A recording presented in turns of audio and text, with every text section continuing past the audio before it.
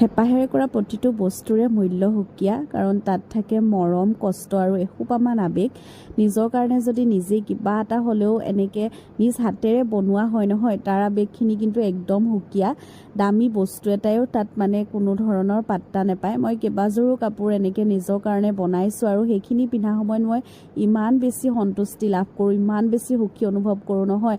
মই দামী কিবা এযোৰ কাপোৰ পিন্ধিলেও মানে সেইখিনি সন্তুষ্টি লাভ নকৰোঁ। সেইকাৰণে নিজ হাতেৰে কৰা কামবিলাকত বহুত বেলেগ ধৰণৰ এটা আৱেগ আৰু সন্তুষ্টি সোমাই থাকে। কেইবাযোৰো কাপোৰ এনেকৈ কিবা কিবি কৰি মই পিন্ধিছোঁ, কিন্তু ফেব্ৰিক কৰা নাছিলোঁ। ভাবিলোঁ এযোৰ মই এবাৰ ফেব্ৰিক কৰোঁ, আৰু কাপোৰযোৰ লওঁতেই ভাবিছিলোঁ যে এটা গল্ডেন কালাৰ গ্লিটাৰত কাম কৰিম। সেইকাৰণে গ্লিটাৰো লৈ আহিলোঁ আৰু ফেব্ৰিকো লৈ আহিলোঁ। ফেব্ৰিকখিনি একদম লাইট পিংক কালাৰত কৰিছোঁ, মানে মিক্স কৰি সেইটো কালাৰ উলিয়াই লৈছোঁ, কাৰণ কাপোৰযোৰ অলপমান ডাৰ্ক কালাৰত আছিলে। সেইকাৰণে ফুলকেইপাহ লাইট কালাৰত কৰি বৰ্ডাৰটো এনেকৈ গ্লিটাৰ দি দিছোঁ।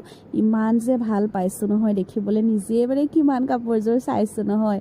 তাৰপিছত সৰু সৰু ফুলবিলাকত মই এনেকৈ মাজতে আঠা দি ষ্টনো লগাই দিছোঁ। এইবাৰ কাপোৰযোৰ অকণমান জিলিকা জিলিক কৰিম, মানে খুব চকুত লগা কৰিব বিচাৰিছোঁ কাপোৰযোৰ। সেইকাৰণে মই এনেকুৱা সৰু সৰু ষ্টনো আনিছিলোঁ লাইট পিংক কালাৰত, সেইখিনি মই এই গ্লিটাৰতে লগাই দিছোঁ। এই গ্লিটাৰটোত মানে আঠা থাকে, সেই ষ্টনখিনি লাগি যাব।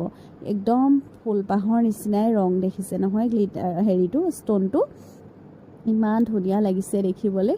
আৰু এই ফুলকেইপাহত মানে মই একদম 3D যোনটো মানে আহিব, 3D লুক আহিবৰ কাৰণে অলপমান মাজৰ অংশখিনি এনেকৈ পিংক কালাৰ দি পেলাই নি শুকান ব্ৰাছডালে এনেকৈ দি দিছোঁ।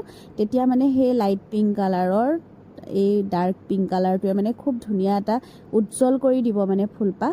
সেইকাৰণে মই সেই তেনেকুৱা কৰিছোঁ। শুকোৱাৰ পাছত চাওকচোন কিমান মৰম লাগিছে, একদম সঁচা সঁচি নিচিনা লাগিছে মানে ফুলপাহ। ইমান ধুনীয়া দেখিছোঁ নহয়। আপোনালোকে কেনেকুৱা দেখিছে কমেণ্টত জনাব দেই। এইবাৰ একদম পাৰিখিনিত মই এনেকৈ সেইটো ডিজাইনৰে ফুল দিছোঁ, খালি সৰু। সেয়া ভণ্টিয়ে কৰি আছে, আমি দুইজনীয়ে মিলিয়ে কিন্তু কাপোৰযোৰ উলিয়াইছোঁ দেই। তাই মানে দুপাহ কৰে, মই দুপাহ কৰোঁ, আৰু সেইটো ছাইড তাই কৰিলে, এইটো ছাইড মই কৰি আছোঁ। এয়া ছাইডত আকৌ এনেকৈ গ্লিটাৰ দি দিছোঁ, আৰু মাজতে যে সেয়া আঠা লগাইছোঁ তাত মই এনেকৈ ষ্টন লগাই দিছোঁ। এইটো ষ্টন আকৌ গল্ডেনত ৰাখিছোঁ। ইমান মানে ধুনীয়াকৈ কৰিছোঁ নহয়, কি যে ভাল লাগিছে কাপোৰযোৰ। নিজৰে চাই হেঁপাহ পলোৱা নাই, আৰু সেইকাৰণে কামটো এৰি দিবলৈ মন নাযাওঁতে চাওক ৰাতি কিমান দেৰি হ'লগৈ। এয়া কিন্তু পিছদিনাখনৰ দেই। পিছদিনাখন অকণমান কাম বাকী আছিলে, সেইখিনিও কৰি ল'লোঁ।